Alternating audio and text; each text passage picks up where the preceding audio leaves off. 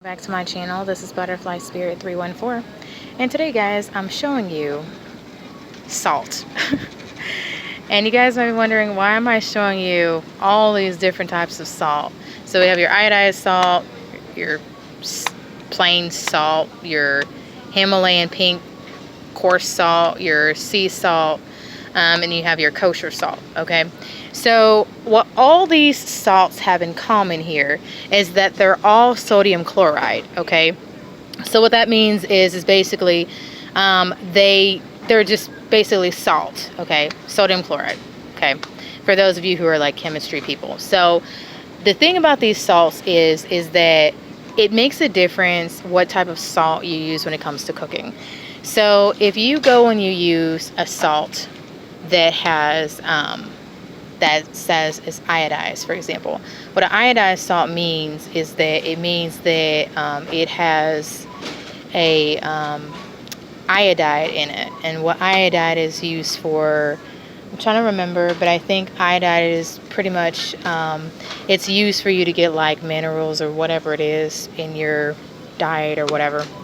So when it comes to salt, if you're going to use this, let's say to cook at a high heat, let's say you're like doing grilling, or let's say like grilling, where you're trying to cook at like above 375 degrees, then the issue with this, if you cooked meat, is that you would discover that when you taste your meat, it'll have a metallic taste, and the metallic taste is going to be the iodide that's in here. Okay, and your meat's not going to be very flavorful at all if you use the iodized salt. Okay, so this is not going to be really good to cook with if you're cooking at high temperatures. Just not. If you're going to use these salts, still salt. These are just more the trendy salts, pinks, Himalayan salt, sea salt, whatever. All salt is just sodium chloride. They do have different makeups though when it comes to it.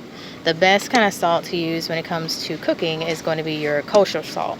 You might say, well, why is that? Well, because when it comes to the kosher salt, this salt can be used in a wide variety of uses. So if you're going to be frying, you're going to be baking, you're going to be grilling, whatever, the salt is going to maintain in the food, and your food is going to be more flavorful if you use a kosher salt. It is going to have a crunchy taste to it when you use a kosher salt.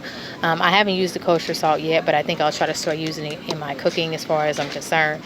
But this is going to be a good salt to use. And I mean, there's, you have your salt like this, which is like your basic salt, and then you have your your little finishing salts depending on what you want to use, which I believe it will be these two will be kind of finishing salts here that you can use, so to speak, but I could be wrong.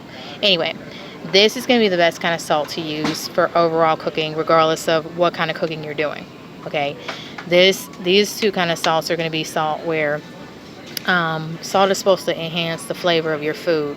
So if you use these two kind of salts and you're doing stuff like cooking at high temperatures, like above 375 degrees, then you're not really going to taste the enhancement of the flavor that salt is used for in your food. Okay, because salt is what gives your food flavor. Okay, it's one of the things that can give your food flavor. Okay, so just kind of want to share this quick tip about salt, as far as what I learned in terms of my research on cooking, so to speak. Thanks for watching.